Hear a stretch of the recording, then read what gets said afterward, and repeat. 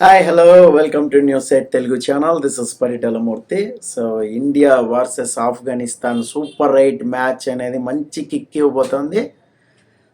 ఇందులో ముందుగా pitch report and playing 11 prediction, అలాగే డ్రీమ్ 11 ప్రిడిక్షన్ అనేది మనం తెలుసుకుందాం. డ్రీమ్ 11 ప్రిడిక్షన్ కోసం డిస్క్రిప్షన్ చూడండి. డిస్క్రిప్షన్లో మీకైతే లింక్ అయితే పెడతాను. ఆఫ్ఘనిస్తాన్ మీద గెలవడం అనేది అంత ఈజీ కాదు అని నా ఉద్దేశం. అందుకనే టైటిల్ అలా పెట్టాం. ఎందుకంటే జలక్ ఇవ్వబోతోందా ఏమన్నా ఇండియాకి అంటే చెప్పలేని పరిస్థితి. ఎందుకంటే పిచ్ కండిషన్స్ అలా ఉన్నాయి. సో పేస్ ఉంటుంది, బౌన్స్ ఉంటుంది. సో కాబట్టి వాళ్ళకి పేసర్లు, బౌలింగ్ ప్రధాన ఆయుధం ఆఫ్ఘనిస్తాన్కి. సో మన బౌలర్లు ఏం తక్కువ తినలేదు, కానీ సో బెటర్ బౌలింగ్ని ఎదుర్కొంటాం. అంటే ఒక క్లాస్ బ్యాటింగ్ రోహిత్ కానీ, విరాట్ కానీ, రిషబ్ కానీ, సూర్య కానీ, మీకు ఆ class batting and classical bowling. So ఈ రెండింటి మధ్య బ్యాటిల్ అనేది బాగుంటుంది. ముఖ్యంగా ఫారూఖీ కానీ, సో హక్ కానీ, వీళ్ళిద్దరిది కూడా పేస్ అనేది చాలా అంటే చాలా డెప్త్ ఈసారి ఉండబోతుంది ఈ పిచ్ మీద కండిషన్. సో పిచ్ రిపోర్ట్ అయితే పేస్ అండ్ బౌన్స్కి అనుకూలంగా ఉంటుంది, అదైతే ఖచ్చితంగా చెప్తున్నారు. సో పేస్కి అనుకూలంగా ఉన్న పిచ్ మీద ఫస్ట్ టాస్ గెలిస్తే ఫీల్డింగ్ తీసుకోవాలి. మరి మనం టాస్ గెలిస్తే ఏం తీసుకుంటాం అనేది నాకు తెలిసి 90% రోహిత్ శర్మ కూడా బౌలింగే తీసుకుంటాడు. ఎందుకంటే ఎంత తక్కువకి వాళ్ళని కట్టడి చేయగలిగితే 140, 130 ఈ రేంజ్లో వాళ్ళని కట్టడి చేయగలిగితే మ్యాచ్ అయితే మనం ఈజీ కొట్టచ్చు.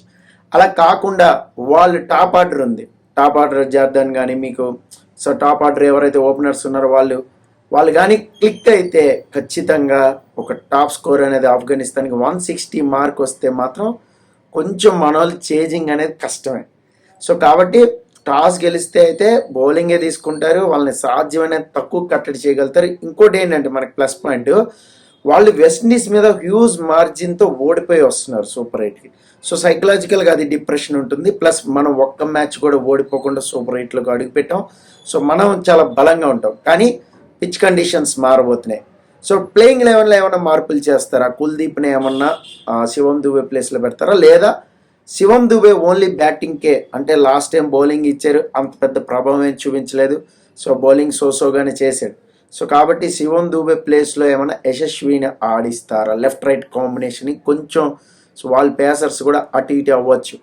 సో కాబట్టి ఏమైనా యశస్విని తీసుకుంటాడా సూపర్ 8లో ఈసారి రోహిత్ శర్మ అనేది మనం వెయిట్ అండ్ సీ. యశస్విని తీసుకుంటే ఖచ్చితంగా మీరు సో డ్రీమ్ 11లో పెట్టుకోండి. నాకు తెలిసి ప్లేయింగ్ 11లో ఒక్క మార్పు అయితే చేస్తారనుకుంటున్నాం.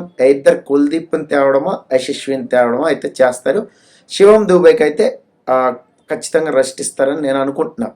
సో ఇక్కడ అక్షర్ పటేల్, రవీంద్ర జడేజా వాళ్ళ ఆర్డర్లో సెట్ అయ్యారు. ఈవెన్ ఇఫ్ ఇన్ కేస్ కొంచెం సాహసం చేస్తే రవీంద్ర జడేజాని కూడా పక్కన పెట్టుకోవచ్చు. అప్పుడు మీకు శుభం దుబే ఉంటాడు. సో ఒక బౌలర్, ఎక్స్ట్రా బౌలర్తో అయితే ఇండియా టీం అయితే దిగుతుంది, అందులో డౌట్ లేదు. సో ఇక్కడ బ్యాటింగ్ ఆర్డర్లో యశస్వి వస్తే కొంచెం మార్పు వచ్చి కోహ్లీ 1 డౌన్ వచ్చే అవకాశం ఉంటుంది. సో లేదు అంటే కోహ్లీ అండ్ రోహితే, విరాట్ అండ్ రోహిత్ ఇద్దరే ఓపెన్ చేస్తారు. సో ఇది విన్నింగ్ మీటర్ ఏం చెప్తుంది? విన్నింగ్ మీటర్ అయితే 79% చెప్తుందబ్బా ఇండియాకి. ఇంతకంటే ఏం కావాలి? సో సూపర్ 8లో బోనీ కొడుతుందని నేను కూడా అనుకుంటున్నా. నా ప్రిడిక్షన్ కూడా ఇండియానే గెలుస్తుంది అని చెప్తున్నా. సో కొంచెం మార్జిన్ ఆఫ్ఘనిస్తాన్ మీద కొద్దిగా అడ్వాంటేజ్ అనేది ఉంది. సో చూద్దాం మరి ఏం జరగబోతోంది, సూపర్ 8లో మ్యాచ్ ఎలా ఉండబోతుంది.